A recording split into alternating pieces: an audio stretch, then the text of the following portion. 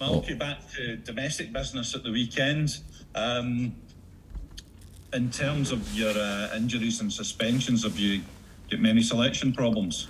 No, we've actually some good positive news there. We have Hannah Davidson back training, so she's trained a full week with the rest of the group, and then obviously the international guys have come back as well. So she'll be available for selection. We'll also have Big Jenny Danielson. She's trained as well, so we'll get an additional 2 players to add to the squad. And if it's not too raw, can we go back? It's the first time we've talked to you since the Benfica game. Obviously the level of the game was high, and the nature of the defeat must have, it's so close and yet so far. In terms of that, how much of a learning curve was that for the girls? I think it was great. I think it's an experience that we're really grateful and thankful that we got, albeit the disappointment. And I think that's the key word, that the players came off the game there and were absolutely gutted and disappointed to not having beaten Benfica.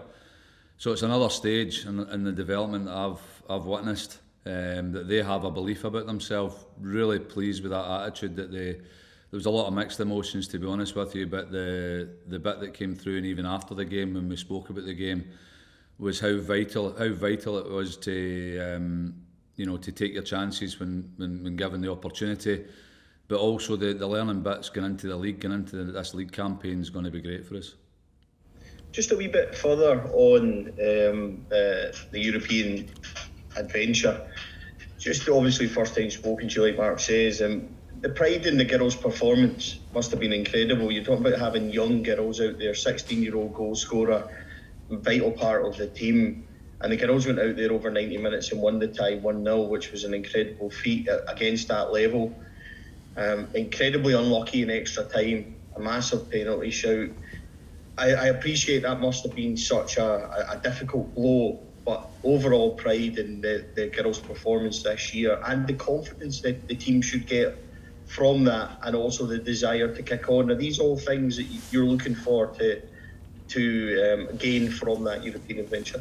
Yeah, definitely. I think there was many pleasing aspects of the outcomes. Just as I've said to Mark earlier there, the disappointment was first and foremost, and also for the younger ones, especially youth players that we've just signed this year, to handle going out and playing against a top quality side and not be fazed by it.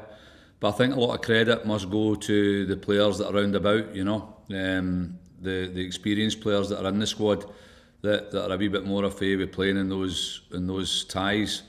But for the young girls, Jodie McCleary and Emma Watson and Kirsty McLean to not feel fazed by it, even in the build up to the game, the days prior to it.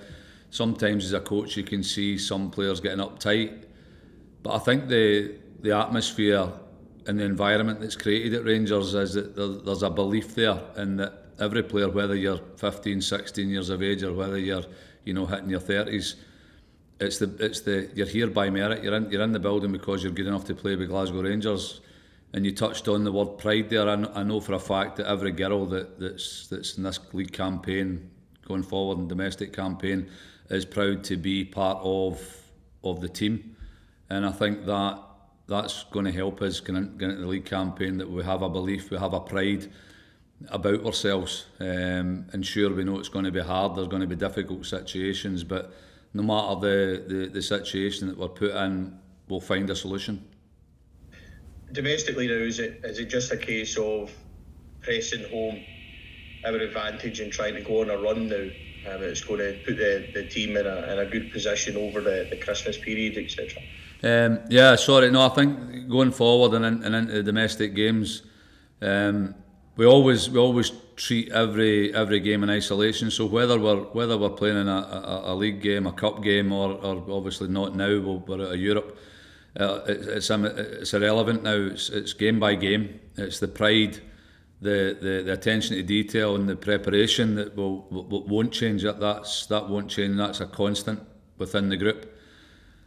And I think as well the confidence that they'll take out of it. You know, that we, while still remaining humble, which is one of the qualities that this group does have, that humbleness will still be there, but there'll be an air of confidence about it and a trust in each other. I think, you know, the journey now is 3 years. We've been in now. We've built relationships, strong relationships over the 3 years, and now we put a demand on each other that if we don't hit the heights, and you know, we must treat every game like it's a cup final, like it's a European tie, and that I guess is the true form of being a professional in a professional elite environment. How you doing, Malky? It's obviously been a difficult week for a few of your players. So in the Scotland squad, how are they doing? And is it just a case of trying to lift them? Yeah, we spoke about emotions. One of the things that we focus on in the building here is the emotional control, and not just in terms of the girls coming back and great disappointed, and you know what a credit they were to the country going out there and representing us all. But in anything that happens in your life, you know, there's simple things that we're here for each other, no matter whether it's on the pitch or off the pitch. The one thing that the girls do have is they have each other's back. So that emotional control, we lean on each other to help us get through it, you know, and the staff as well. You know, we have the one objective. It's to win every game. And if somebody needs a wee bit of care and attention, then that person will get it, and they know they'll get it. Just looking ahead to Sunday's game, Hibs have been, they've been established probably as the fourth team for a couple of seasons now. Are you surprised to see them in the bottom half of the table at the moment? Yeah, I think with the investment that they've put in and the players they've brought in, and the tradition of Hibernian Football Club, I think they're probably in a kind of false position just now, because they're certainly a better team than what their league position's showing.